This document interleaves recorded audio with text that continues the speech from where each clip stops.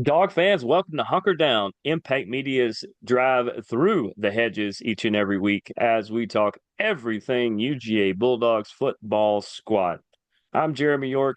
He's Jake Skinner. We're here to tell you all the amazing Oh yeah. things that the Dogs did, including, we're going to start right there with it.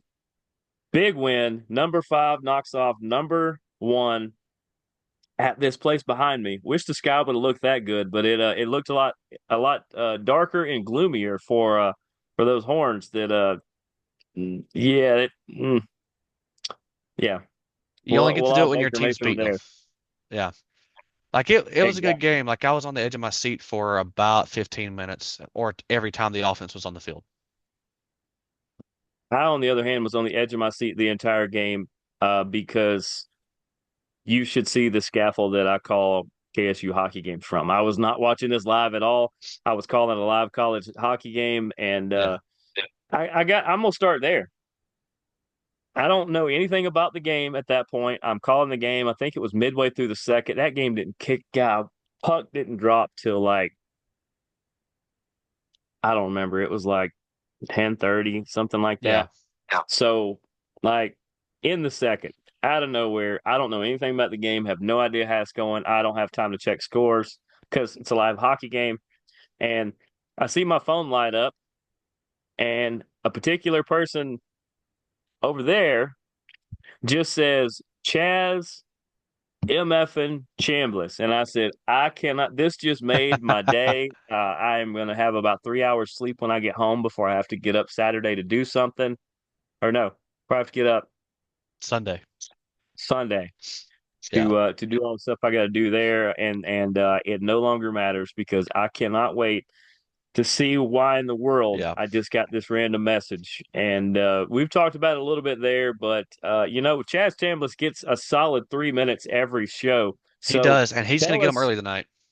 tell us why I'm giving him a nickname. I don't think he has a nickname. That's part of why I wore this shirt.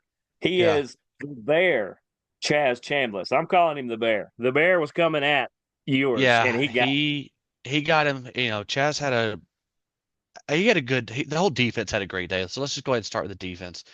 They had a great day. Like this was a Georgia style defense. This was you aren't going to beat us over the top. You're not going to beat us by running.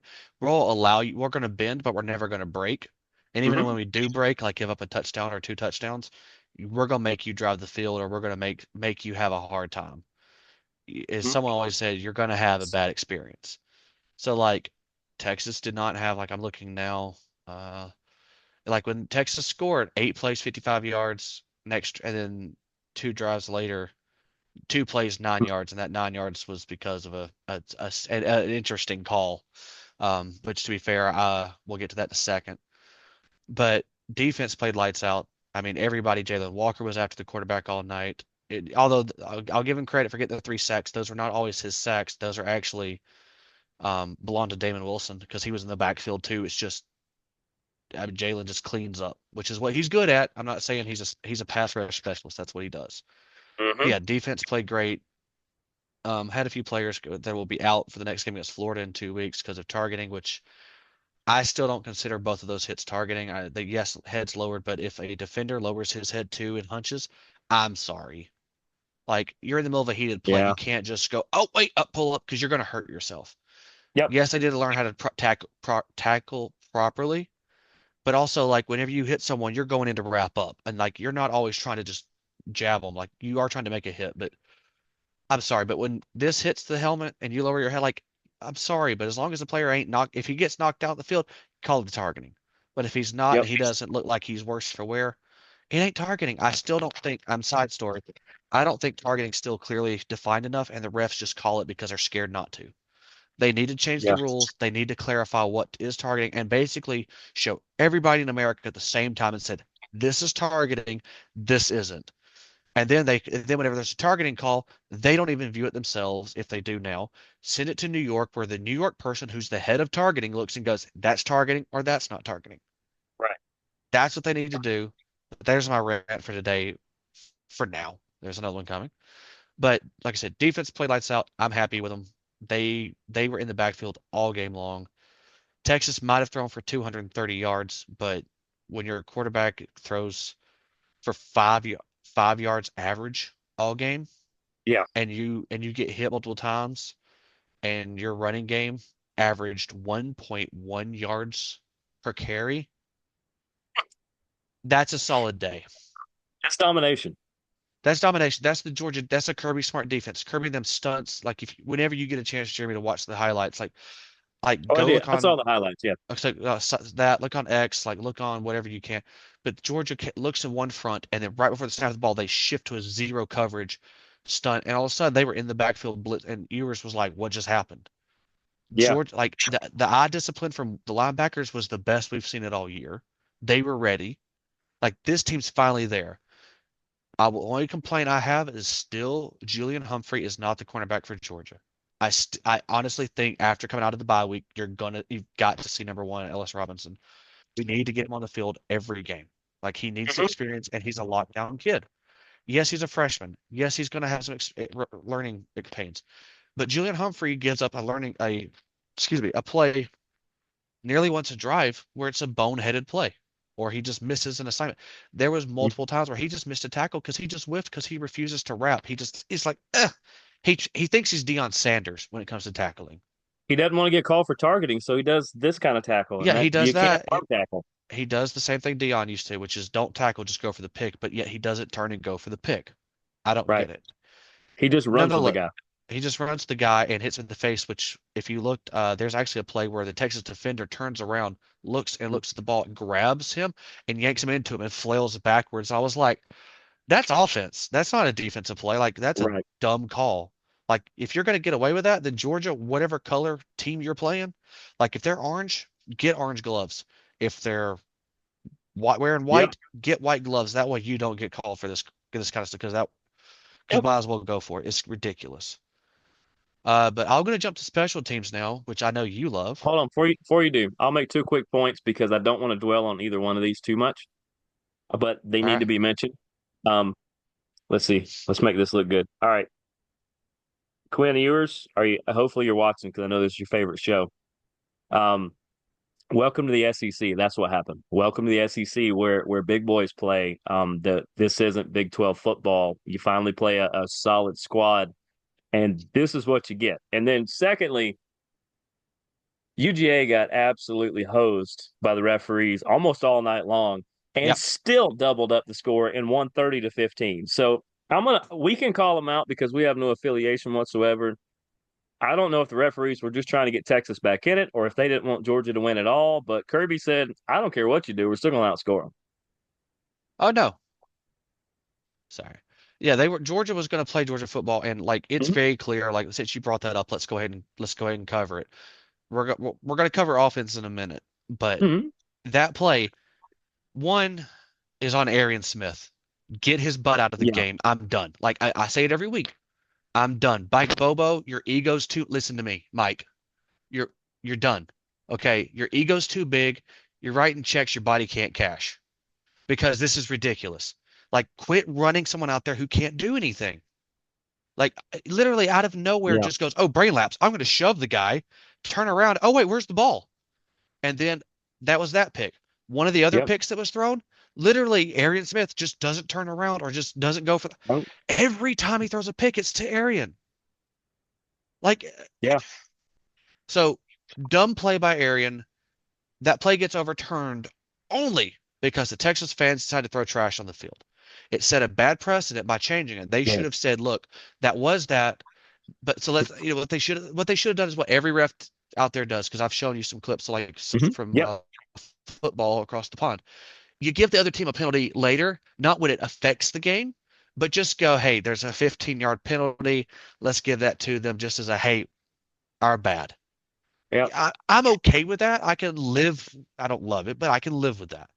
But you set a dangerous precedent where if you throw stuff on the field, you're going to get a call reversed. Like Tennessee throwing mustard those few years ago. Like I've already seen the fans going, "Dang, why didn't we do this again?" Like you've set a precedent, like not a good one. Like you clearly were trying to give Texas a win because you wanted Texas to look good. Whoever was that, and I can tell Well, you, the president, Jerry Moorhead, and Brooks, I forgot his first name, but Brooks, the yeah. athletic director, were at the game, and so was Greg Sankey, the SEC commissioner. And let me tell you, Sankey was seen getting his ears chewed out on both sides by the two Georgia heads on that one, both of them, Well, and they sent letters demanding that this be fixed. and speaking of setting a precedent, it's not a dangerous one. This is a we ain't putting up with this, so cut it out, guys. Our good buddy John Watts decided to give us the official thing. I'd seen part of it. I did. Here's the I read entire that. The readout. only thing that somebody on Twitter did say about that is that number looks like it's out of California. So, but then again, it could be a text service out of California that was used. I don't know. We're Right. not saying this is official. We're just saying if it is, holy cow. If not, good job, AI. I'm uh I'm pretty positive at least half of it is, and I think the fine number is what's because I've seen that multiple places. Yeah. According to this, SEC announces Texas will be assessed a financial penalty of $250,000, which means Arch Manning's not getting paid this week, and also required to use all available resources, including security stadium and television video, to Okay, I identify did see that. individuals who threw objects onto the playing field or at the opposing team. That's the part I'm unsure about. But hey, if the Yeah, because SEC goes, okay, you so know that was the what? other Help message. us find these people, and maybe we knock some numbers off of that. Yeah, I saw. I did see someone make a reference to like a text message that came through, but it was out of like I said, out of California. So I apologize. I got that mixed. Where they were saying that texts were coming in to people that was identified through camera footage. I don't know what. I doubt it would have happened that fast.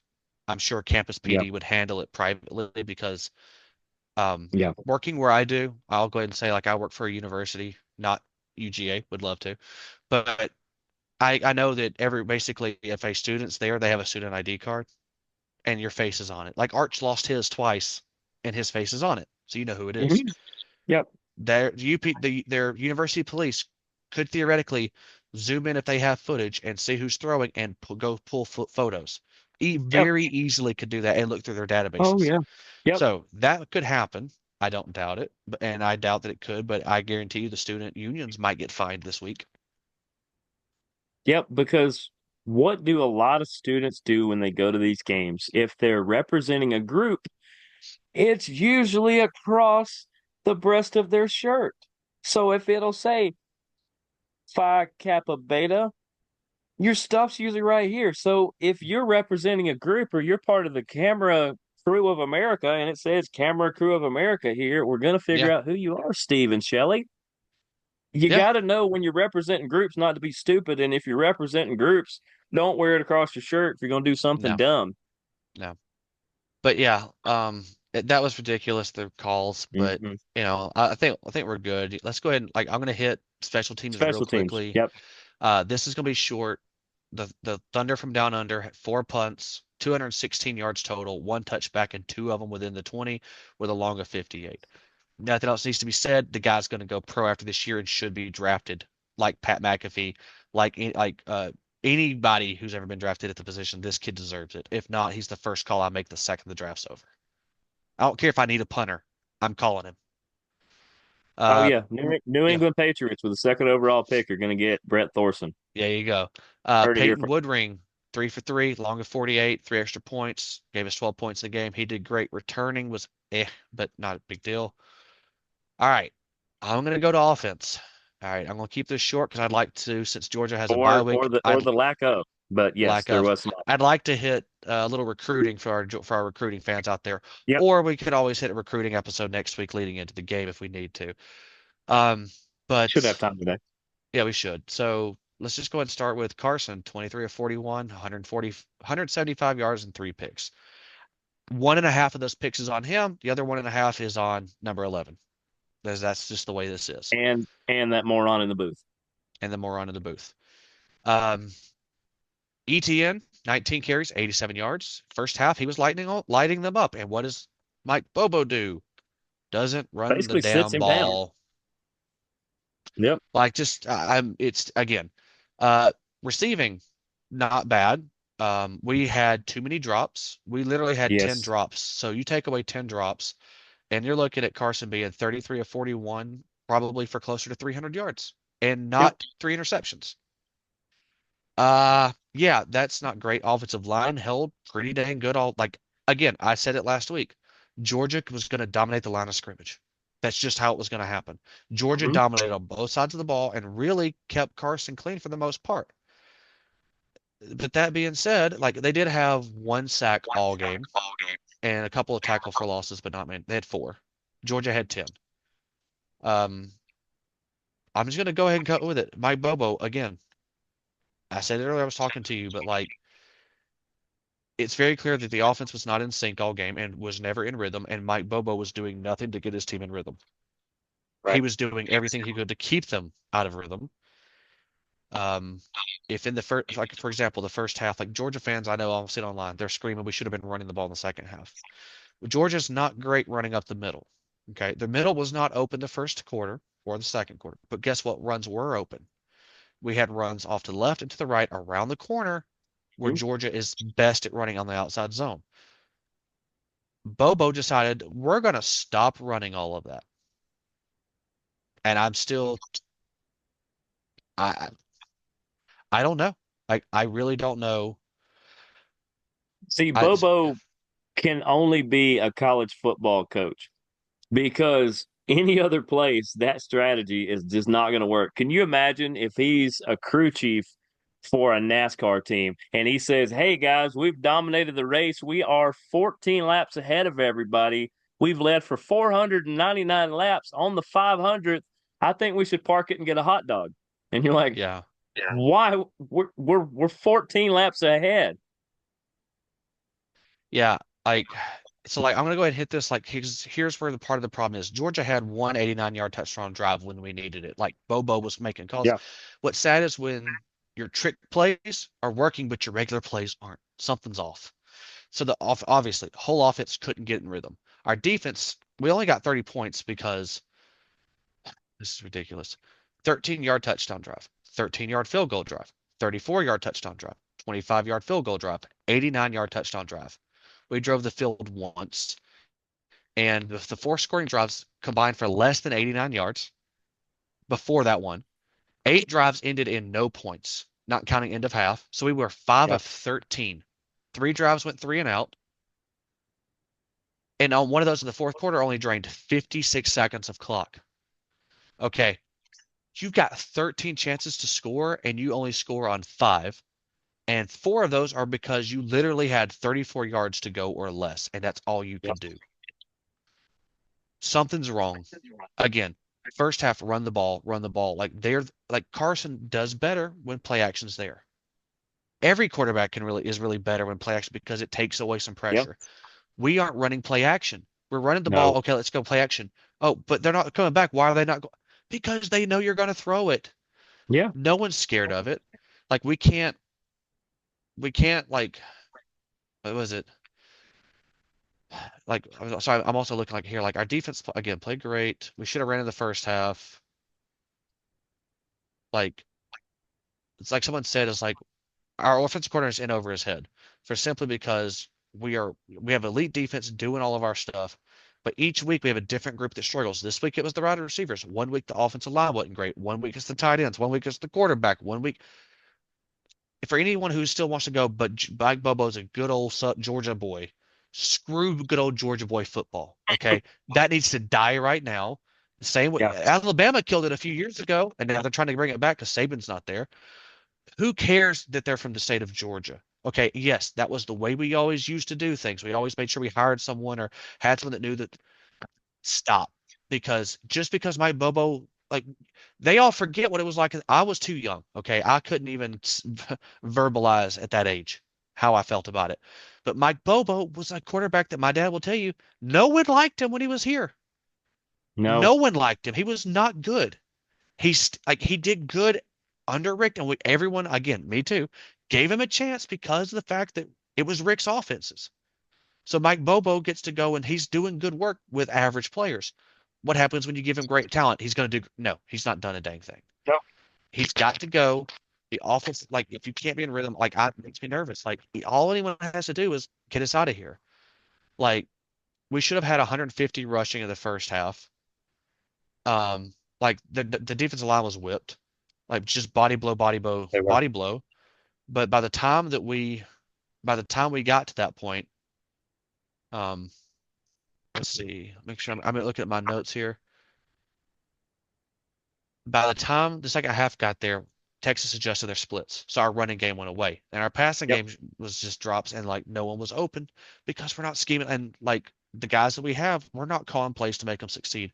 One or two Nope. of our guys, like half of our people are checked out. Only one receiver is ever happy after a drop or a bad play because he doesn't care because he knows I'm not getting benched. That's Right. number 11. Everyone else goes and stand on the sideline because they're like, I'm done. When you've got your players checking out as a coach, Kirby can't help it. Like he's trying. I think he's got to prove it to me. He's got to prove it to Georgia fans because if he keeps Mike Bobo next year, as much as I love the dogs, I won't turn on the TV or don't plan to turn on the TV. So when we have our podcast, I'll be watching the highlights because it's going to continue. He's got to change things, and Kirby's the guy that can. But if he does this, he's just Mark Rick 2.0, but he's got his two titles. And I love Yeah. Kirby. I love Rick, but Rick played favorites. I'm scared Kirby's going to do the same thing. So Kirby's got to stop that. Like, Yeah. um, for anyone hating on Carson, someone called him a mental midget on a chat that I saw the other day. And I can tell you for that he is not. Like he comes back, he shakes things off. He doesn't mean may not look like it. Yes, he listens to rap music. Yes, he had the Lamborghini or Range Rover now. Yes, he's got the girlfriend out of Florida. Yes, he's got the tattoos. No, he's not our traditional one. All you Georgia fans that hate on Carson, you hated a lot of you, not calling out everybody, especially a friend of mine who knew Stetson was going to be it when the rest of us didn't always believe it. But everyone hated on Stetson when he was here until he left. Our fan base is toxic. Georgia fans take that. It's a hard pill to swallow, but we're toxic.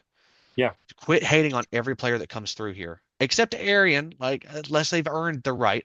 But Stetson never did anything to earn the hate. Okay, we just No. didn't like him because he was cocky. But guess what? Cocky won us a title.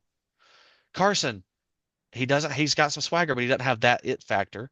And just because his coordinator is calling the bad plays, you think it's all him. But because Bobo's a good old Georgia boy, it's the quarterback. It's the player's execution. It is not.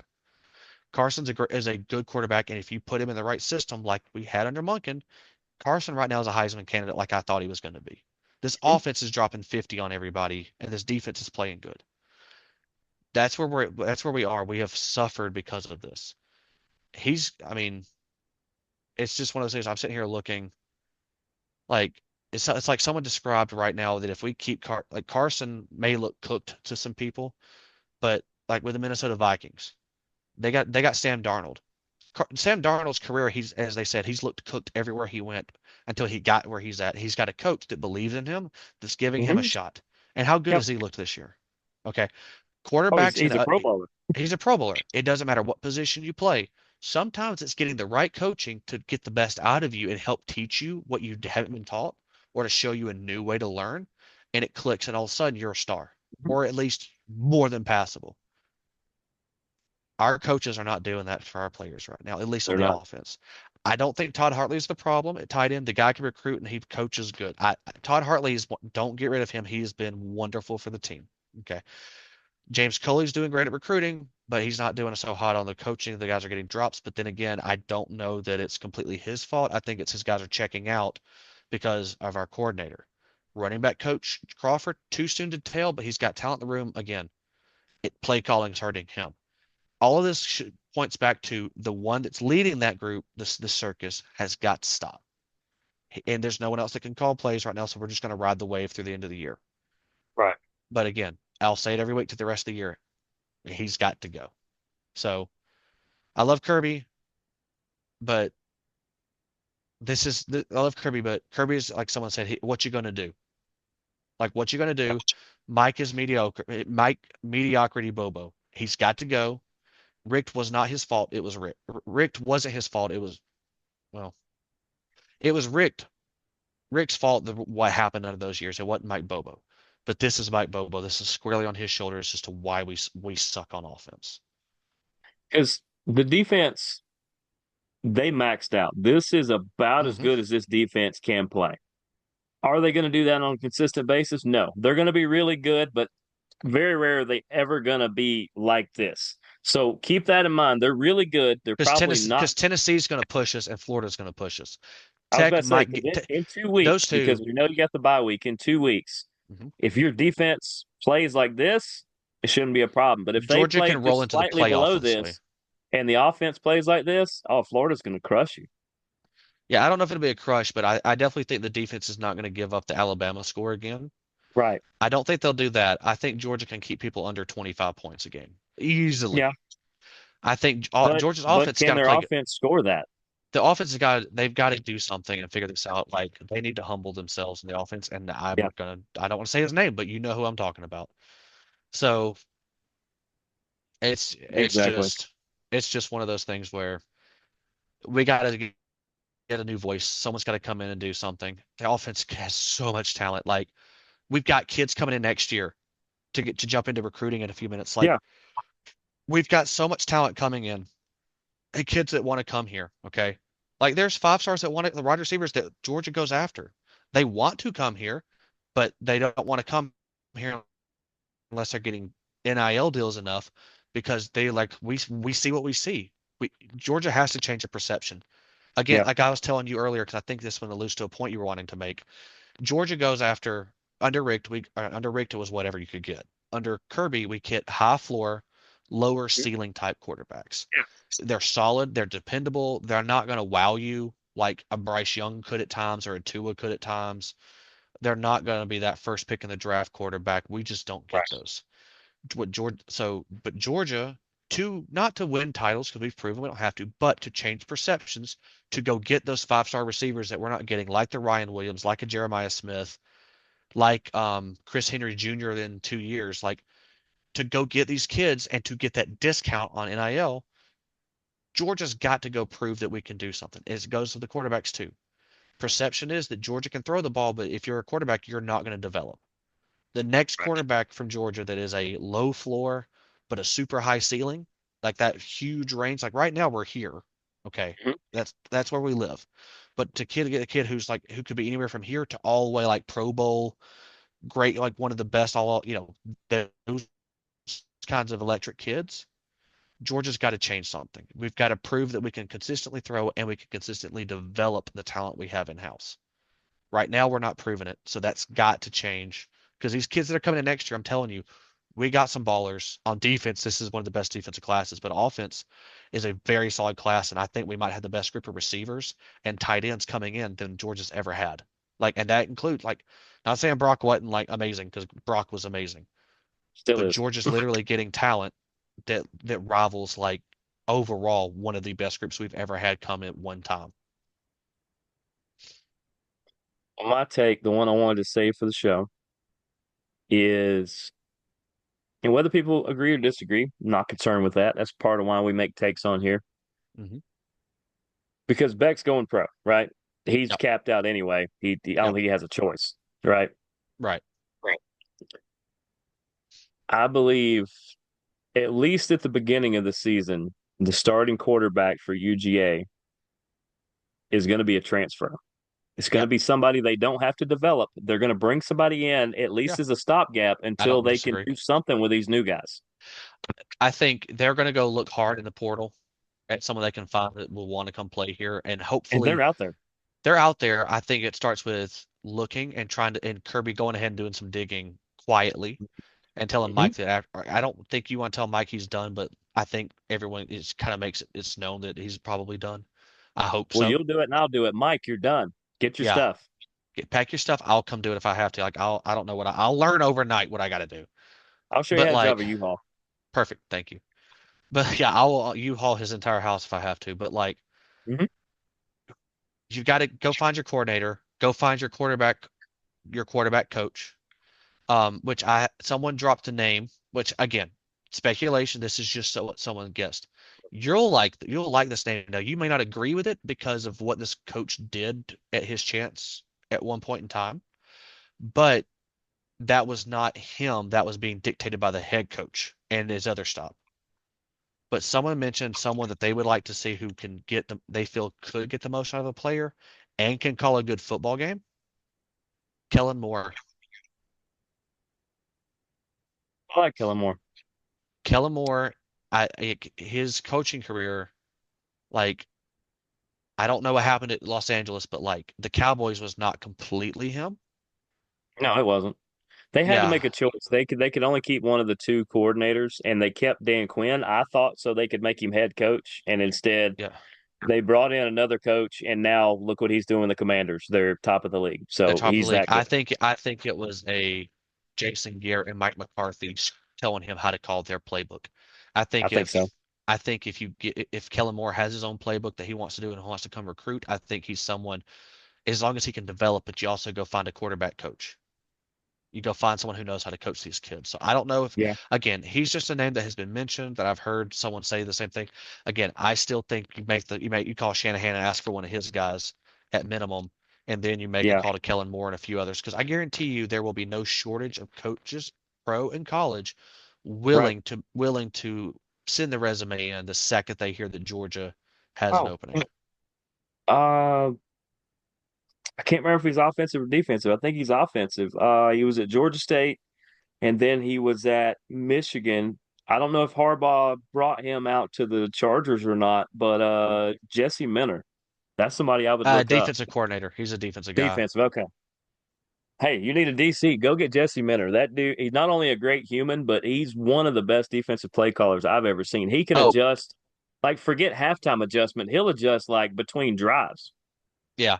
No, he's good at what he does. So yeah, he is a defensive coordinator for the Chargers. I think his next stop will probably be a head coach at one of the leagues, probably up there. But yeah, I don't disagree with you on that one. He's good. I think Georgia just needs to spend some time, do some soul searching. And what I would love to see as a Georgia fan, do something off the wall.